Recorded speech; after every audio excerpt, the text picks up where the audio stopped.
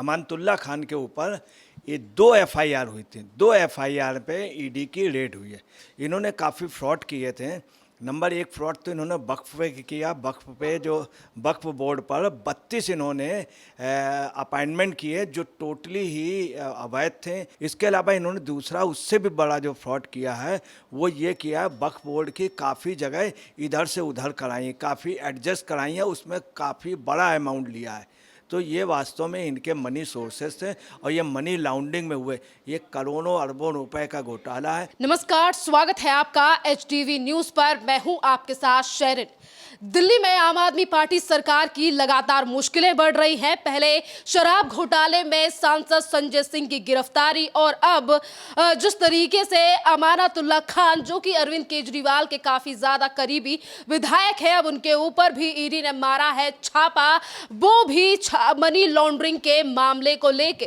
पहले सत्येंद्र जैन की गिरफ्तारी हवाला मामले में, फिर शराब घोटाले में मनीष सिसोदिया की गिरफ्तारी। 4 से ज्यादा गिरफ्तारियां आम आदमी पार्टी के नेताओं की हो चुकी हैं और अब जो है वो अमानतुल्लाह खान के इर्द गिर्द घूम रही है ये तलवार, यानी कि गिरफ्तारी को लेकर, जिस पर आम आदमी पार्टी का कहना है कि 2024 के चुनावों को लेकर डर गई है मोदी सरकार। तो वहीं दिल्ली बीजेपी लगातार हमलावर है कि ये भ्रष्टाचार जो है वो ज्यादा दिनों तक नहीं छुपेगा और अगला नंबर मुख्यमंत्री का है। इस पूरे मामले पर विस्तार से बात करते हैं। हमारे साथ मौजूद हैं वरिष्ठ पत्रकार अजय जी। सर, आम आदमी पार्टी जो अपने आप को सबसे ज्यादा कट्टर ईमानदार बताती है, दिल्ली का विकास करने के लिए दिल्ली में सरकार बनाई, इस तरीके के वादे दिल्ली की जो मुख्यमंत्री है वो लगातार कहते हुए नजर आ रहे हैं। पर पिछले 2 सालों से इसी सरकार के एक के बाद एक बड़े मंत्री, सांसद जो हैं वो जेल जा रहे हैं और अब जो है जिस तरीके से अमानतुल्लाह खान के ऊपर ईडी की रेड हुई है, इस पर क्या कहेंगे आप? देखिए, आपको क्लियर कर दूं, अमानतुल्लाह खान के ऊपर ये 2 एफआईआर हुई थी। 2 एफआईआर पे ईडी की रेड हुई है। इसके पहले भी अमानुल्लाह खान पिछले साल गिरफ्तार हुए थे और 2022 में ये जमानत पे थे, जमानत पे छूटे थे। इन्होंने काफ़ी फ्रॉड किए थे। नंबर 1 फ्रॉड तो इन्होंने वक्फ पे किया। वक्फ पे जो वक्फ बोर्ड पर 32 इन्होंने अपॉइंटमेंट किए जो टोटली ही अवैध थे। वो उतने क्वालिफाइड भी नहीं थे और ना ही वैकेंसी थी और ना ही पेमेंट का कोई वो था। परंतु इन्होंने क्या किया, अपने लोगों से बहुत बड़ा अमाउंट ले करके किया।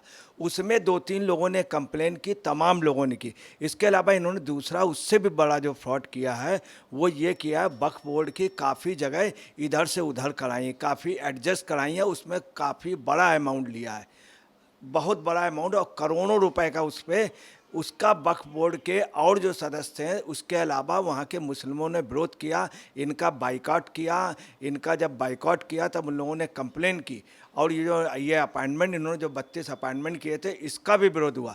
जब लगातार शिकायतें आई तब जा कर के इनके लिए एफआईआर हुई। वो भी एफआईआर पब्लिक द्वारा जब हुई उसके बाद ईडी के पास गया तो ईडी ने 2 एफआईआर डायरेक्ट ईडी ने कराई इनके अगेंस्ट में, तब ये 2022 में अरेस्ट हुए।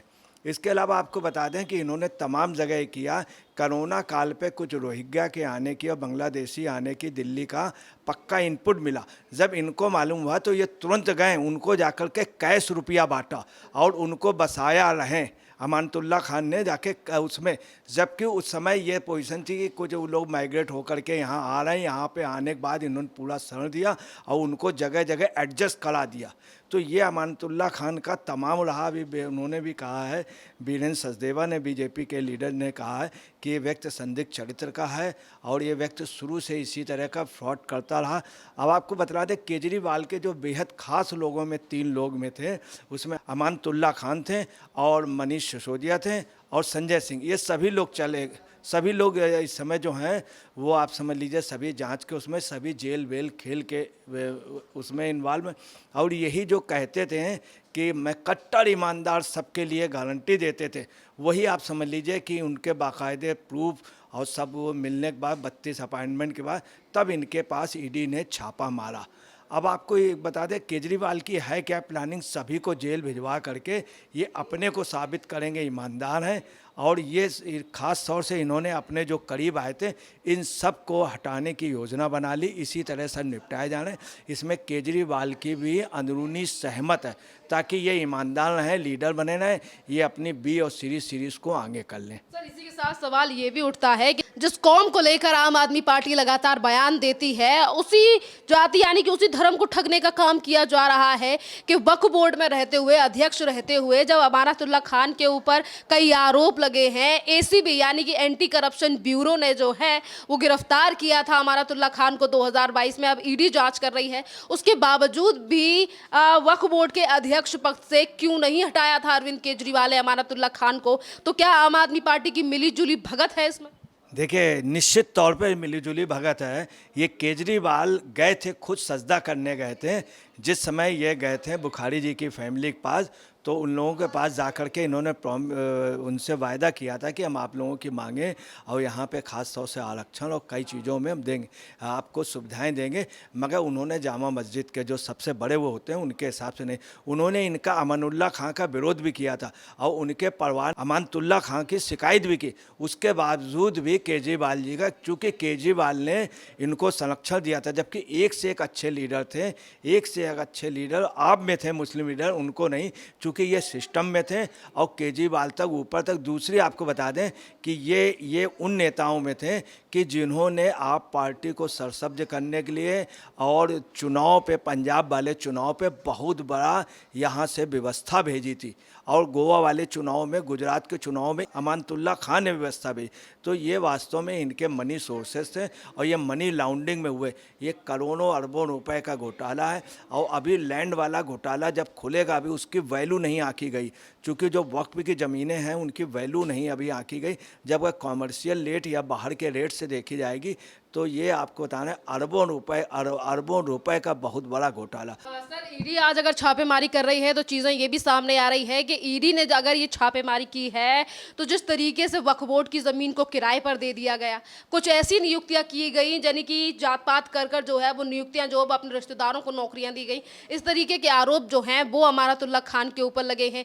एसीबी यानी कि दिल्ली पुलिस ने तो अमानतुल्लाह खान के लिए बैड कैरेक्टर, हैबिचुअल ऑफेंडर तक 2022 में घोषित कर दिया था। फिर आज आम आदमी पार्टी ये आरोप क्यों लगाती है कि सिर्फ राजनीति या फिर चुनावों के चलते हमारे नेताओं के ऊपर शिकंजा कसा जा रहा है या फिर राजनीति के चलते बदला लिया जा रहा है, डर गई है मोदी सरकार? इस तरीके के उलझुल बयान क्यों?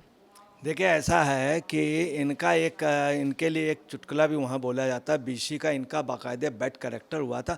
दूसरा, मिल्ली काउंसिल ने, जो मुस्लिम्स की सबसे बड़ी संस्था है, उन्होंने इनको इंटी पे इनके बैन लगा दिया था।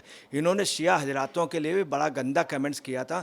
वहाँ एक मामला हो गया था तो शिया हजरातों के लिए, तो इन्होंने शिया हजरातों के ऊपर मुकदमे करवाए और जो दूसरे पक्ष था उसको सपोर्ट किया जबरदस्ती। और आपको बताना है, इनकी गिरफ्तारी से क्या है, आम आदमी पार्टी की मुश्किलें बढ़ेंगी। और मैं आपको बता रहा हूँ, आम आदमी पार्टी 3 पावे में थी, 3 पावे इनके ध्वस्त हो गए। जो 3 पावे थे वो थे संजय सिंह, मनीष सिसोदिया और तीसरे ये थे।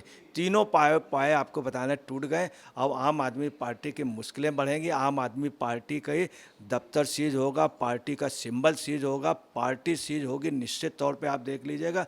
और ये इनके उसमें इनकी आप पार्टी की ताबूत की आखिरी कील अमानतुल्लाह खान होगा।